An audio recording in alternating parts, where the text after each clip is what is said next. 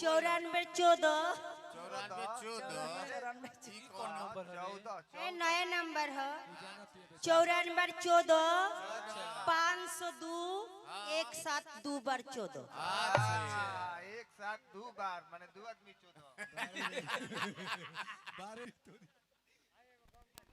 ये सब कमलबास कट के गीत है डाढ़े डाढ़े का ब्यास कहाँ रहा हो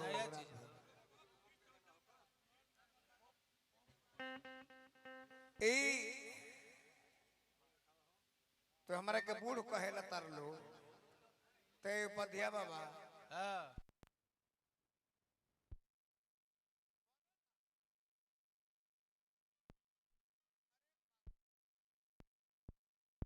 तो कहाँ गए जाना के बिल्डिंग में होखे होखे बच गए बिया अनिकेत सुमितवा बना लेलस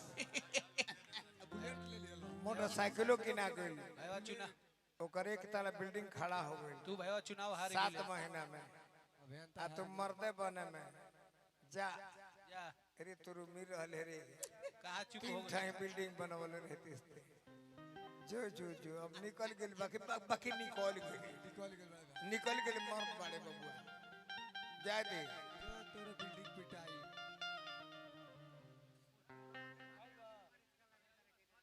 हमरे के पुराण कहलन तो हमरा लाज लागेला पोस्टर पे देख ले अरे पगला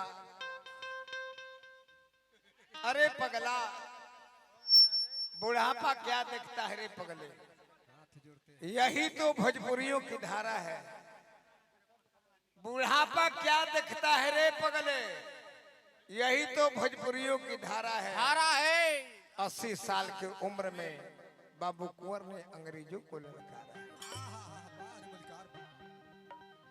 कलाकार जब पुराना होता है तो उसकी कला जवान होती है और कलाकार जब जवान होता है उस समय उसकी कला नादान रहती है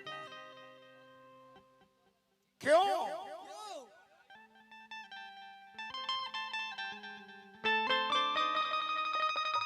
वो है बाबू तनिकरा में 20 असला रहता है आया है चाह चाहे न लिखे करो रेंग अरे हमरा में चाह चाह अरे मनोज बा तन चाह चाहता मंटू सुमन वाले गीते पर गा लगे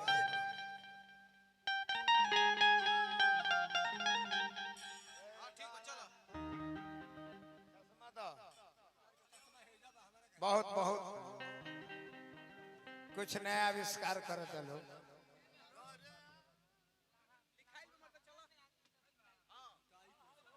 लहंगा लागल आग लहंगा में तब उतार कैसे पहले है सुन ली एकदम जानता नहीं हमने के का बा हई 5-6 गो चैनल वाला बबुआ आ जले सन तो ए हुले के उनके कुछ खोराकी देवे के पड़े हां तो खोराकी ये लोग के का हो गीत हो अगर गीत ना देबो कुछ नया ते लोग के खोराकी ना जुटी ना ये मलिकारी तो बात ऐसे हम एगो मंच पर जाइले श्रोता से लेके यूट्यूबर तक खोराकी कुछ दे के जाए आया है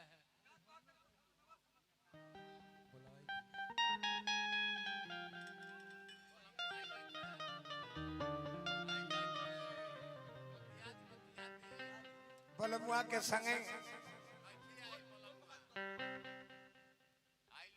फोन करके बतियाव तारी मोबाइल पर होली दिवाली बीत गई दशहरा बीत गई गोधन कुटा गई कल हुए परसों छठ हो अरे अबे ऐनी ना आखिर का बात बतिया लो पर राजा करला हरे ए सखी कहो ताहर ले अपन दुख का कही अरे कहो ए सखी का ई दुख कहले कहाता हां न कहला बिना रहाता उगिल दे बतिया उगील दे खाई नहीं घरे ले जाई ए सखी सजनवा हमर मन में आस धरैले रहन ए धनिया घबराइया मत आई मसो दशहरा में दशहरा के इंतजार तो कनी होइलहन ना दीपावली बीत गई ए सखी हमार राजा जी अइलहन ना बुझाता कि छठो पूजा बीत जाई आइम ना। ए सखी नंबर रखले बड़ू का? एगो नंबर रखले बानी पुरान दी का। हाँ बोल बोल। चलो लिखो 9414। 9414 ई कौन नंबर है? 14 ए नया नंबर है 9414 502 172 बार 14। अच्छा, एक साथ दो बार माने दो आदमी 14। बारे रे घोषणा ए लगाओ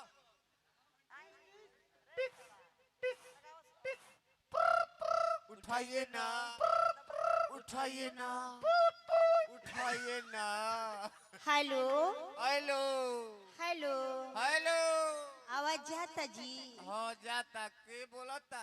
हम बोलतनी पिंकी के सखी। अच्छे का बोलो? उ मुंह में ले ले बड़ी ऐसे नहीं खी बतियावत प्रसाद। अच्छे प्रसाद जल्दी खा। फूका आज खरना है ना ऐसे मुंह में ले ले बड़ी ऐसे नहीं खी बतियावत। अच्छे तो दो कर भाई रे मनोज ए राजा जी बोलो बोलो। रउरा प्रदेश में गोइल बनी, हाँ आज तक ना फोन कैनी ना चिट्ठी भेजनी। हाँ ए राजा जी बोलो ना। 7 तारीख के हाँ पहला अर्घ हो छठ के हाँ आसरा में ये रही कि रउआ आईती हाँ नहीं। हाँ ए राजा जी का सुनी का कहतनी, बोलो ना बोलो।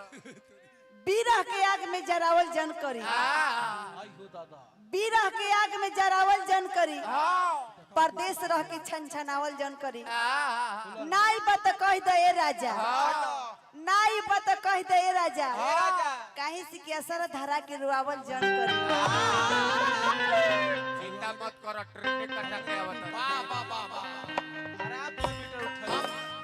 हम तो जूलिया के फोन लगौले नहीं है। हेलो लेवल बढ़ाई हमार लगाई तो और बढ़ाई ना, थोड़ा और बढ़ाई। दूसरा जगह ले 0 मीटर रही कि कहिया गई बा रोज रोवई बा कहिया गई बा रोज रोवई बा। का हो सांप गुजर का? महाराज सांप लक्ष्मी है, मत सांप गुजर के मारल ना जाला। धन मरी हमत मैं धन है। बड़ी भागे होला, वो सभा में सांप आवेला।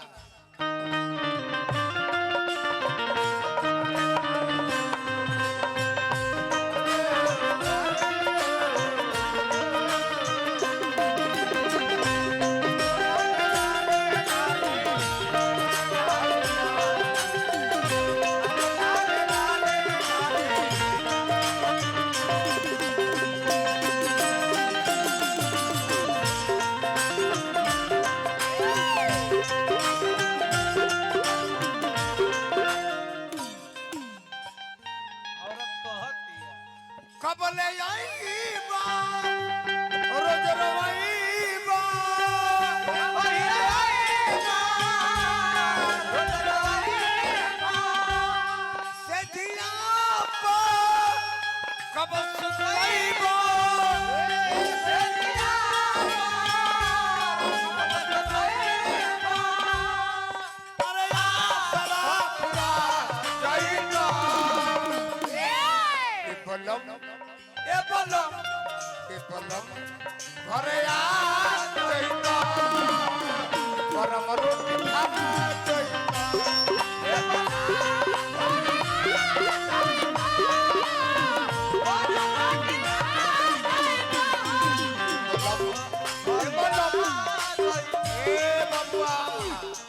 ए बलम घरे आ जाइना गरम रोटी खा जाइना।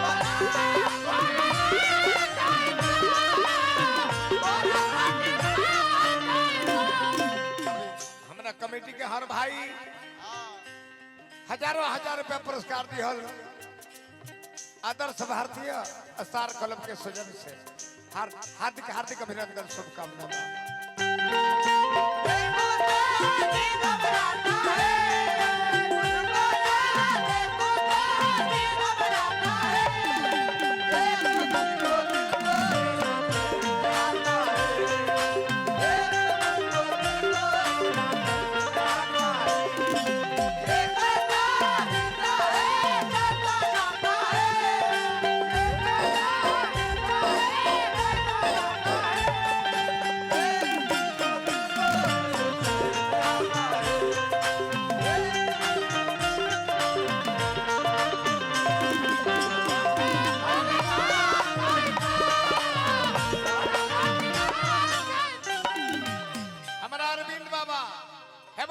सजन से पुरस्कार दे रहे बाबा के बार बार प्रणाम हार्दिक अभिनंदन शुभकामना मोहम्मद छकाए जोली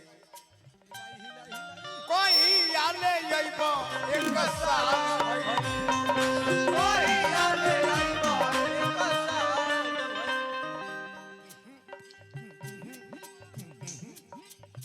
कोई याले यइबो एक साल कोई याले यइबो एक साल रोजे रोजे पगली के हाल भई रोजे रोजे पगली के हाल भई नहीं आईबा रछन आईबा नहीं आईबा रछन आईबा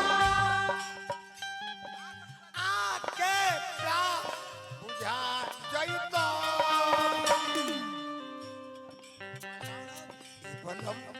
ए बलम घरे आ जइतो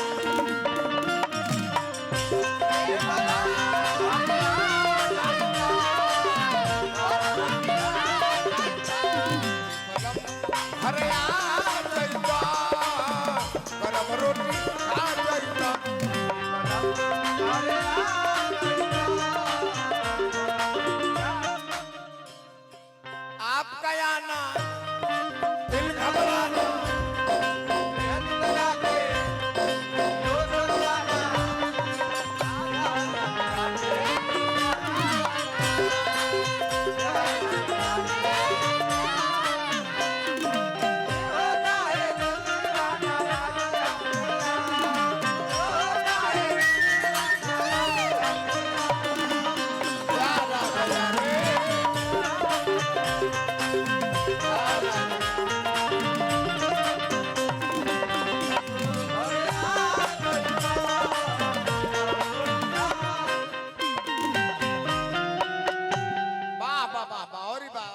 अरविंद बाबा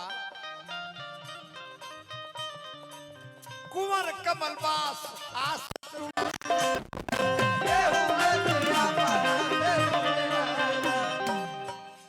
मंटू सुमन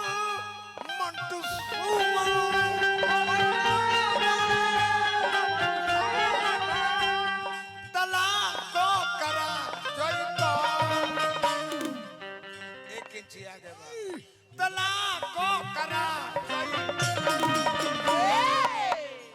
ये बलम अरे आ जइतो गरम रोटी खा जइतो